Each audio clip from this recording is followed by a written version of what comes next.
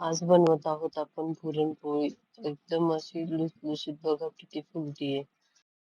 2 वाट्या हरभरा डाळ, त्यात थोडंसं तेल टाकले आणि मिक्स करून घेतलं. त्यामध्ये पाणी आणि थोडंसं मीठ लावून कुकरला एक 5 ते 6 शिट्ट्या करून घेतलेल्या आहेत. त्यानंतर बघा डाळ किती छान अशी नरम एकदम शिजलेली आहे. त्यानंतर एका चाळणीमध्ये ही डाळ काढून घ्यायची आणि त्याचं जे काही जे पाणी असतं ते आपण आमटीसाठी यूज करू शकतो.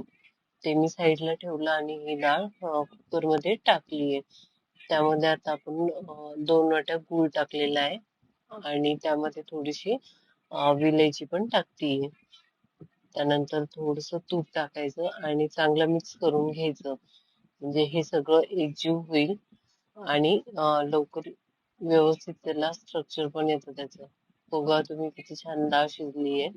आता ही आपण पुरणाची जी चाळणी असते त्यामध्ये काढून घेऊयात आणि हे जो आपला भाजीचा चमचा असतो त्याने पण आपण असं बारीक करू शकतो स्मॅच, किंवा मग आणखी एक आहे आपलं ग्लास, किंवा मग एक काय म्हणतात त्याला फुलपात्र वगैरे असतं ना, त्यांनी सुद्धा बारीक करू शकता तुम्ही.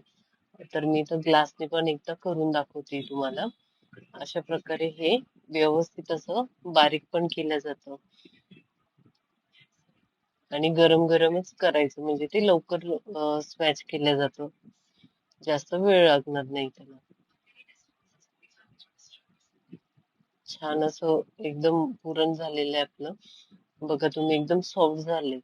त्यानंतर मी इथं गव्हाचं पीठ, थोडीशी हळद, थोडी मीठ आणि थोडासा मैदा घेतलाय. हे पूर्ण मिक्स करून घ्यायचं. त्याचं पीठ भिजवून घ्यायचं व्यवस्थित अगदी. थोडस काय म्हणतात त्याला, थोडं एकदम नरम पण नाही ठेवायचं आणि एकदम कडक पण नाही ठेवायचं. असं पीठ एकदम मळून मळून घ्यायचं व्यवस्थित प्रकारे. त्यानंतर आपण थोडस त्यावरती तेल टाकायचं आणि एक 5 ते 10 मिनिटं ठेवायचं. त्यानंतर परत एकदा असं मळून घ्यायचं. अगदी याप्रमाणे आपलं पीठ आलं पाहिजे. त्यानंतर थोडासा पिठाचा गोळा घेतलाय, त्यामध्ये मी पुरण घेतले, एकदम पेड्यासारखं पुरण झालेलं आहे आपलं ते, आणि पिठामध्ये बुडवून त्याची आता पोळी लाटून घेतली. पोळी पण एकदम जास्तही मोठी नाही किंवा छोटी नाही, मीडियम आकाराची असते पोळी. आणि ती आता तव्यावरती भाजायची या प्रकारे. या प्रकारे जर तुम्ही पोळी केली ना, तुमची सुद्धा अगदी अशी टम्म फुगेल पोळी. एकदा नक्की ट्राय करून बघा. लुसलुशीत अशी ही पुरणपोळी आहे.